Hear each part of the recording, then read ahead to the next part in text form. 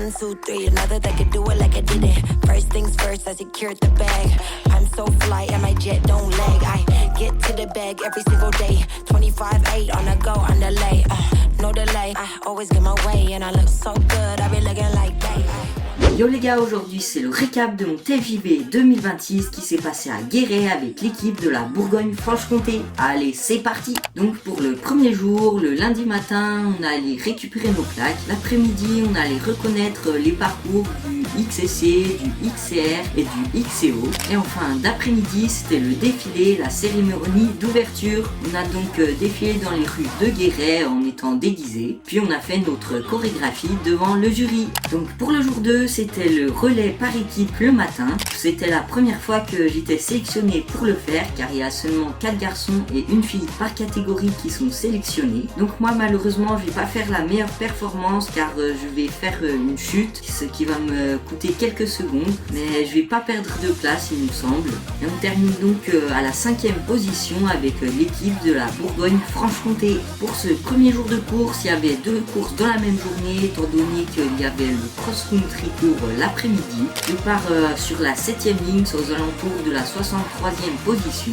Je fais une plutôt bonne course même si je trouve ce format plutôt dangereux étant donné que ça bourrine pas mal. Donc tout le monde veut remonter beaucoup de place et rapidement étant donné que c'est un format très court. Je suis assez content de mon résultat étant donné que je termine à la 51e position après environ 14 minutes de course, 6 km et 50 mètres de dénivelé positif. Pour le 3e jour de ce TFJV, c'était le trial. Donc je débute mal cette épreuve étant donné que je marque seulement 8 points sur ma première zone. Je réussis à passer la première porte qui valait 3 points, puis je vais tenter la deuxième porte qui valait 3 points également, mais je vais déraper et me retrouver dans une situation un peu compliquée, mais par chance je vais m'en sortir en posant seulement 2 pieds. Je décide donc de ne pas retenter cette porte et d'aller directement valider la 3e porte qui valait 5 points. Ensuite je fais le tour de la zone pour aller me replacer et tenter la 4e porte, mais malheureusement j'ai posé tous mes pieds là-bas étant donné que l'accès et le placement étaient compliqués. Pour ma 2e zone, je suis plutôt content de ma performance car je vais valider la première porte qui valait 3 points. Je vais juste me retrouver dans une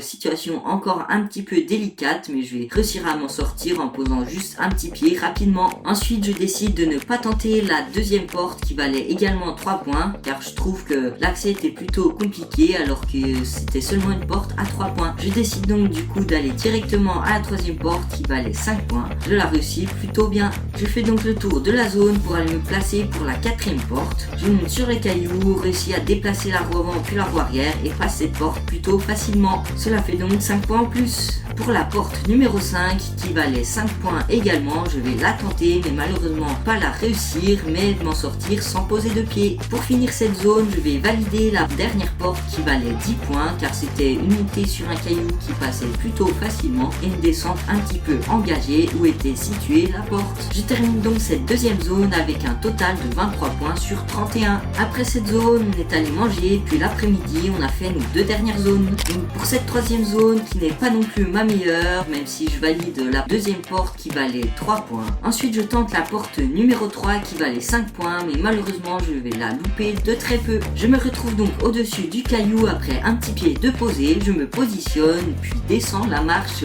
de la porte numéro 4 qui valait 5 points. Pour finir, je décide directement de passer à la dernière porte qui valait 10 points. Je vais la tenter mais malheureusement ne pas la valider. Ma zone se finit donc là après seulement 8 points de marqué. Donc pour la dernière zone de cette épreuve de trial, c'était une zone un petit peu spéciale étant donné que c'était une zone de maniabilité.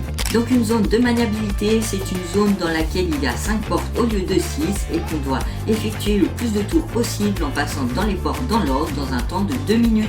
Malgré que ça soit une zone de maniabilité, c'était plutôt difficile étant donné que c'était une zone dans de la pente et que les portes étaient plutôt difficiles et alternées entre en haut et en bas. Je suis assez content de cette dernière zone étant donné que je passe 4 portes sur 5, soit un total de 16 points, même si je suis un petit peu frustré d'avoir loupé la porte numéro 5 à quelques secondes près. Donc malgré des zones avec un score de points un petit peu faible, je termine quand même à la 51e position. Et pour finir cette 3e journée, on est allé repérer à nouveau le parcours de cross-country pour le lendemain. Donc pour le 4e jour de ce TFJB, c'était le cross-country. J'ai pris le départ de ma course à 14h15. Je suis parti à la 7e ligne comme pour le XCC. J'ai fait un plutôt bon départ et premier tour étant donné que je me retrouve à la 54e position à la fin de ce premier tour qui durait environ 8 minutes et faisait 3 km et 60 mètres de dénivelé positif. Et contrairement à la Coupe de France que j'avais faite il y a quelques mois, ce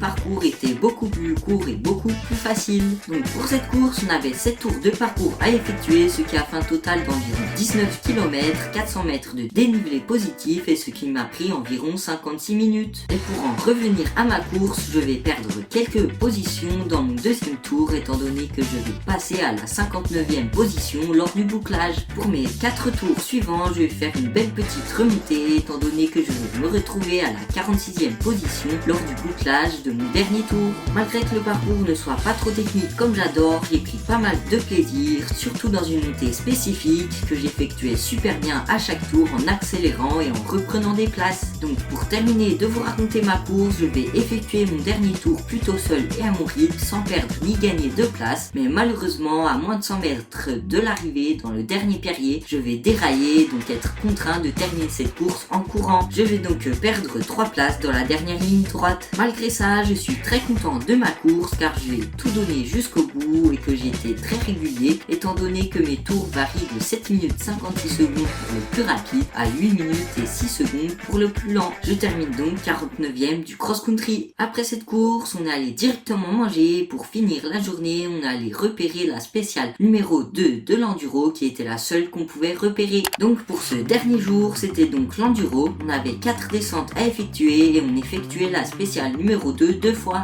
On a donc commencé cet enduro par cette spéciale numéro 2 qui était très technique au début. Je vais malheureusement réaliser un mauvais temps sur cette première spéciale étant donné qu'un rayon de ma jante arrière va se casser et percer mon fond de jante. Donc je me retrouve à plat et je suis contraint de terminer cette spéciale en courant. Je perds donc environ 20 à 25 secondes. Pour la spéciale numéro 3 qu'on a effectuée en deuxième, je suis très content étant donné que je réalise un temps d'1 minute et 27 secondes, ce qui fait que je décroche le 33e temps. Ensuite pour la spéciale numéro 1 qui était une spéciale avec pas mal de pédalage, je réalise un temps de 2 minutes et 33 secondes, ce qui fait que je décroche le 46e temps. Pour la dernière descente qui était la spéciale numéro 2 qu'on effectuait deux fois et celle où j'avais fini à plat, je réalise un très bon temps étant donné que je décroche le 33e temps grâce à mon temps d'1 minute et 41 secondes. Je termine donc 62e de cet enduro grâce à un temps de 7 minutes et 48 secondes, mais je suis plutôt déçu de mon enduro étant donné que je perds environ 25 secondes dans la spéciale numéro 2 à la première fois à cause de mon problème technique.